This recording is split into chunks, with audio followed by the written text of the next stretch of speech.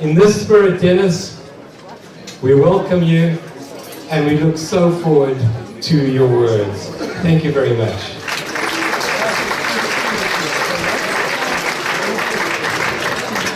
Hello, everybody. I guess I'll handhold. It is an honor to be here. It is a big night for you. It's a big night for your community. Everybody says, not everybody, a number of people have said even Scottsdale. They could have said even Sinai. So I don't believe even is necessary. I said to one of the rabbis earlier, Ki mi Scottsdale tetzei Torah. And I believe in that from Scottsdale shall go forth the Torah. The Torah, after all, was given in the desert and purposely not in Israel, so that everybody should understand the Torah belongs to everybody. It was given to the Jews, but ultimately to everybody. So there's a lot I want to say, but you've had more speeches. I think you are a commendable congregation just on that grounds. I mean, it is that nearly all of you are still here is a credit to you. They were great speeches as it happened, so it's also a credit to them. I just want to say a word about following Joseph Telushkin. Joseph and I, Rabbi Telushkin and I called him Rabbi in high school. I am the first person to have called him Rabbi. His parents didn't even call him Rabbi. And We don't know, I called him Senator. you didn't hear what he said, but it's for reasons, why don't you say for reasons no one knows? You called me Senator. Yeah, that's true. He did. That's another story. But I want to tell you a very interesting thing about us. Very often people would say, oh, Joseph and Dennis, they're as close as brothers. And I always remember thinking, how many brothers do you know are that close? It is such an odd phrase, they're as close as brothers. In reality, it would be actually better to say about two brothers, they're as close as friends. Isn't that the truth, though? I mean, this is not a knock on siblings. It's just a fact of life. We sometimes play make-believe. You know, I'm working on the biggest project of my life, and I've had many big projects. A commentary on the Torah for people of every background. And the first volume came out, and I was beyond stunned. It was national #1 bestseller, which for a Torah commentary is unheard of. And I can't tell you how happy I was. So volume 2 of Bereshit, or Genesis, is coming out in a few months. And I tell people often it is God's gift, because I believe that God is the source of the Torah. That's why I'm writing the commentary. And I believe it is God's gift to us in the first book of the Torah, of the whole Bible, Genesis, that every family there is dysfunctional. It is God's way, I really believe that. It was God's way of saying, if you have dysfunction in your family, please know that is the human norm. You are not exceptional. Please understand that this is the way it is in human events. And it's a gift. The Torah is a gift to us. If only that, it would be a gift. So by the way, I always say, if you have complaints about things that are not going well in your family, at least remember one of your sons didn't kill the other. And you're already ahead of Cain and Abel, the first two siblings in the Bible. If they didn't throw one in a pit and leave him to be taken into slavery, you're ahead there too. I mean, it's just understand what is being depicted there. It's one of the reasons I am lucky. I'm very lucky in so many ways. One of the areas I'm very lucky is I can say whatever I think. No, you have no idea. Very few people do not have constraints. I have none. I am paid well to say what I think. I'm a talk show host, a columnist, a writer. I am not bound to any group or to any type of thinking. And it is truly a gift. So this is a preface for what I'm about to tell you. I love the Torah more than I love God. And in fact, the Torah is my vehicle to God. God is not my vehicle to the Torah. The single biggest reason I believe in God is the Torah. The Torah came from nothing and is awesome. The world came from nothing and is awesome. So, by the way, on this love of God, I'd like to share with you a thought. We are told it is a commandment to love God. I consider that an act of extraordinary greatness on God's part, that we are commanded to love him. He knows he's not lovable. Nobody tells, there's no commandment to love your children. Why not? It's very good if you love your children. There's no commandment to love your friends. Very good to love your friends. But it comes naturally. It is not natural to love God. There is so much suffering in the world, it isn't natural. That is why I love the Torah. It's real. I love real. So that there is that commandment. I work on loving God. My father loved God effortlessly. But my father had a great attitude toward life. I always tell the story. You'll really love this. This is quintessential Max Prager. So my father was an Orthodox Jew, and he joined the U.S. Navy, even though he enlisted to fight in World War II. He didn't have to. He had a child. He could have been deferred. But he said, it was obviously before my birth, well before my birth, but we know that he said this. He said, I'm not going to have some kid in Idaho fight Hitler, and I'm not. And I loved my father for that. Anyway, he joined the Navy. He became an officer in the Navy. He was an officer on a ship fighting in the Pacific for 2.5 to 3 years. And this is pure Max Prager. So he said, during the war, the laws, the normal ritual laws don't apply in wartime. He couldn't pick what he ate. So he was served bacon on the ship. And he loved it. 2.5, 3 years, he had bacon every day. Orthodox Jew never had a morsel of non-kosher food in his life till the Navy. And so he tells the story. He said, then Japan surrendered. And as I put it, in the entire American armed forces, there was celebration, except Max Prager, whose reaction was, no more bacon.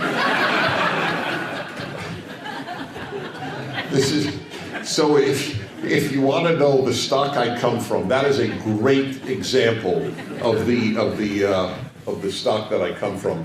He did another thing, my father, that was extraordinary, and that is love for America. Again, Orthodox Jews, very important. Orthodox Jews, born in America, but his parents were born in Russia, Poland. And he taught, it was a non-naive love of America. My father's senior class thesis in City College of New York was on American anti-Semitism. That was his senior class thesis, was on anti-Semitism in America. But he raised my brother, my older brother, and myself, his two children. He raised us to believe we were the luckiest Jews in Jewish history. At least those not living in a Jewish state, which of course for the last 2,000 years was not possible except since 1948. And that has stayed with me. I feel that, and this was mentioned earlier by the AIPAC official who spoke beautifully about America. And Pittsburgh doesn't count. Pittsburgh is evil, but Pittsburgh doesn't speak about America. You had Governor Ducey give a message. You had Mayor Lane give a message. You had Congressman Schweikert give a message. And nobody thought about it for a second. It makes perfect sense. All these people celebrating a synagogue in Scottsdale. George Washington celebrated a synagogue in Rhode Island. This is America. The Golden Medina. It has been a Golden Medina for the Jewish people. Or as the Lubavitcher Rebbe put it, a Medina shel Chesed. He called it was a state of decency, of goodness. It was unique. He understood it. He wanted his followers. I was raised in the yeshiva world where they didn't celebrate Thanksgiving. But the Lubavitcher Rebbe told his followers, of course you celebrate Thanksgiving. That's exactly what you should be celebrating. It's what every Jew should be celebrating. And it is a beautiful American holiday. because gratitude is the basis of goodness and happiness. You can't be good and you can't be happy if you are not grateful. Gratitude is the greatest of the traits. So Thanksgiving is arguably the greatest of the holidays. This is the country in which we live, and Pittsburgh does not negate that fact. The United States has been terrific for its Jews. It has been terrific for Israel. It has been uniquely supportive of Israel, and it has never been more supportive of Israel than at this time. I am doing everything. That, by the way, that's not politics. That's fact. I mean, to deny that is to deny the earth is round. You may be unhappy about it. It's a free country. But that's just a fact. When Nikki Haley was in the United Nations, Israel was defended in a unique manner. The woman was remarkable. And I have to tell you, it's upsetting to me, and I'm doing everything I can not to be political. I'm not being cute. You know my politics. A lot of you hear me on the radio. If you don't hear me on the radio in Phoenix, I am on every day, depending on whether or not California is on daylight saving or not. It's either 9 or 10 a.m. By the way, I want to say something nothing to do with anything. I love your state for not changing the time. You have no idea. I'm serious. I consider it a farce that it's the wrong time of year, most of the year. And I have to say, when Shabbos ends at 9 o'clock, you don't love Shabbos more. All right, again, let's be real, it's not fun. And if you have kids, and as I did with daylight saving time, the kid didn't want to go to bed at 8 o'clock. You know, because it was bright outside, but 8 o'clock was their bedtime. So anyway, I salute Arizona for that. Arizona has other issues, but I won't get into those immediately.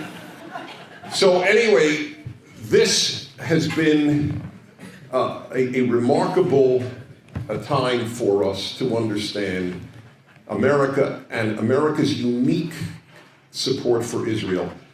I agree with my Christian friends. I work for Christians. I speak at churches more than synagogues. I am immersed in Christian life.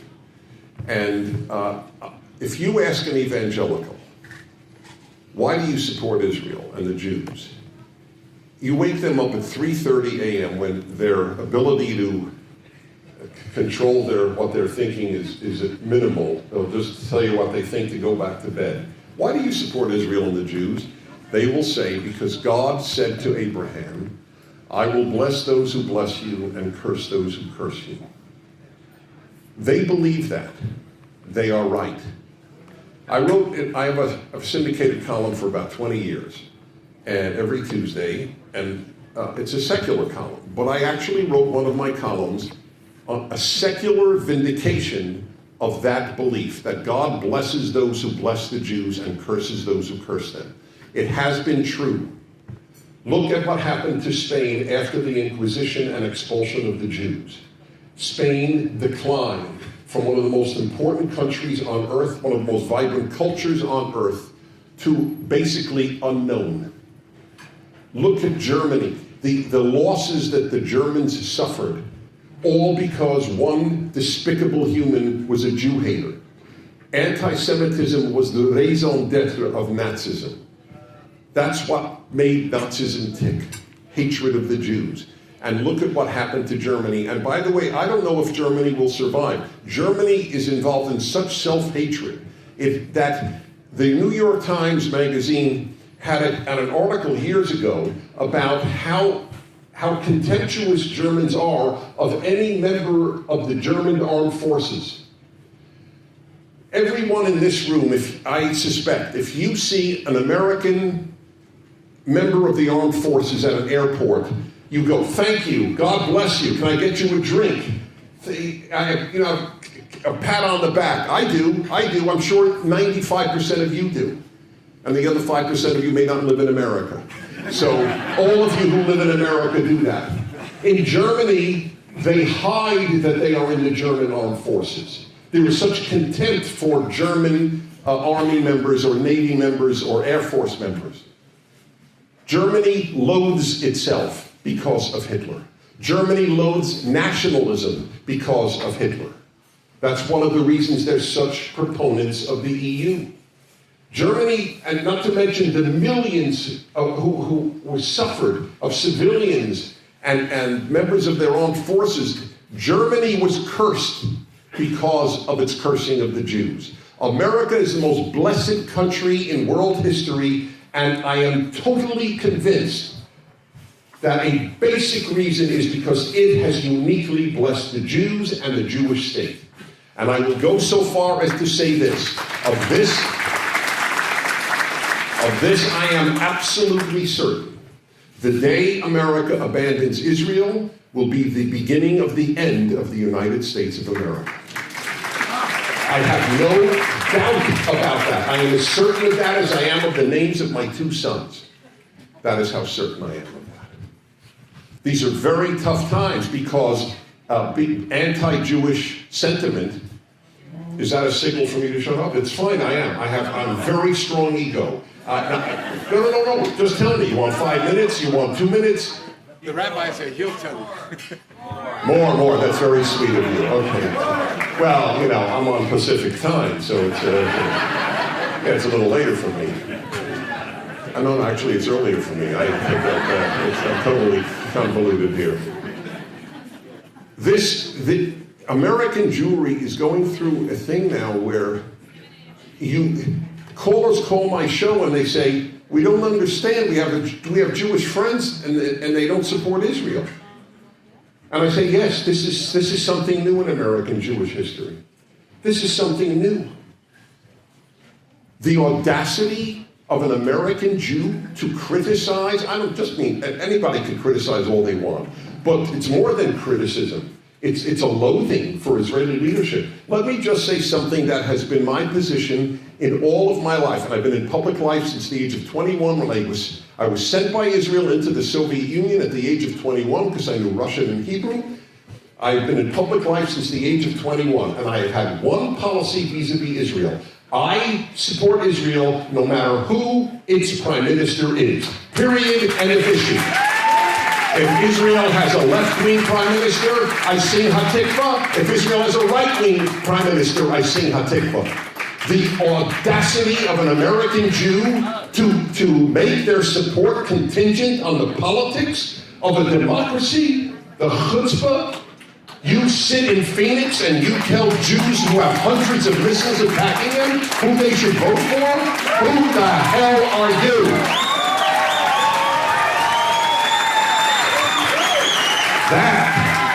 That is chutzpah, the likes of which I have never imagined possible.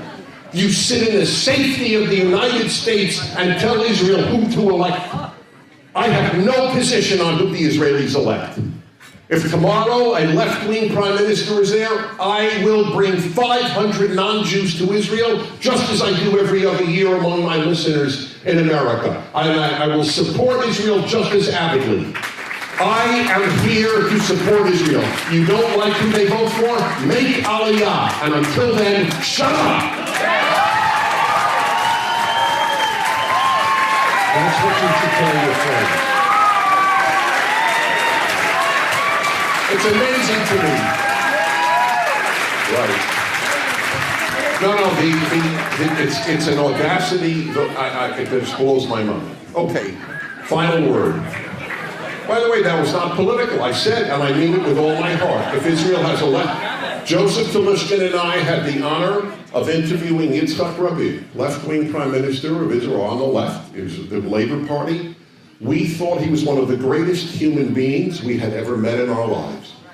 His assassination hurt me at the bottom, and I'll bet everyone in this room, whether you supported Oslo or not, you loathed his assassin.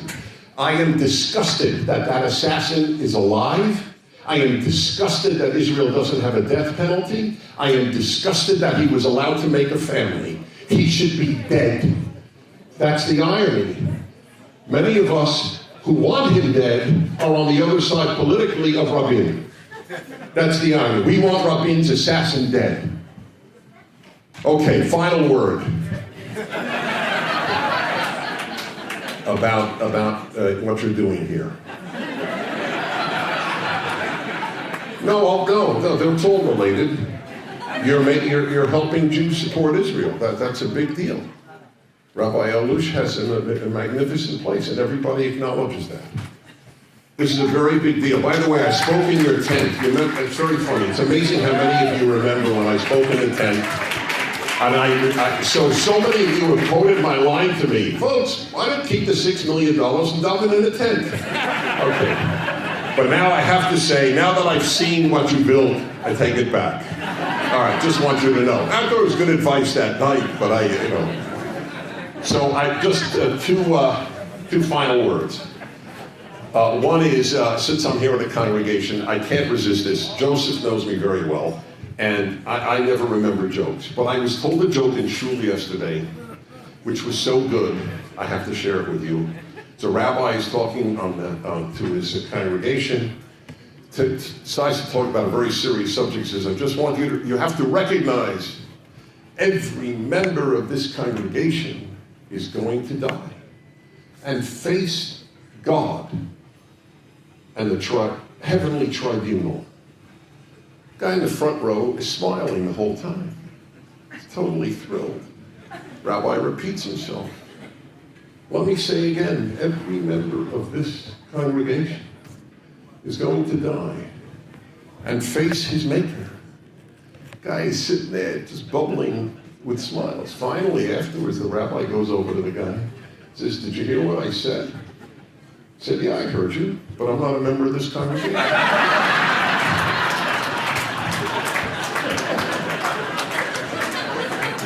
I just had no idea where I would tell that joke. I had no idea. It is so good, I had to share with you. One final word. God. I want to say a word about God. Because it's true about the love of God and stuff, but I believe deeply in God. God is the be-all and end-all. So I want to just tell you, how do I make the case? In a nutshell, because on radio you have to learn, you have commercials, you have other subjects, you have to keep people's attention 3 hours every day. So anyway, I opened up my commentary in the first volume, which was the second volume of the Torah. I started with Exodus, but anyway. So I give the example of why God is critical. And I want you to remember this, because if you're well educated, you think that God is not necessary. That's why, by the way, one thing, and Joseph knows this to be true, I didn't care if my kids went to college. I kept sending your kids to college today is to play Russian roulette with their values. As a fact, not an opinion. It's a tragic fact. It is a fact. If your kid's going to study physics or botany, they have no choice. But in most stuff, it's you know what I learned? Then I'll just end with the God thing. But it's related. I always end about 4 different times. When I was at Columbia University in graduate school, I was learning nonsense.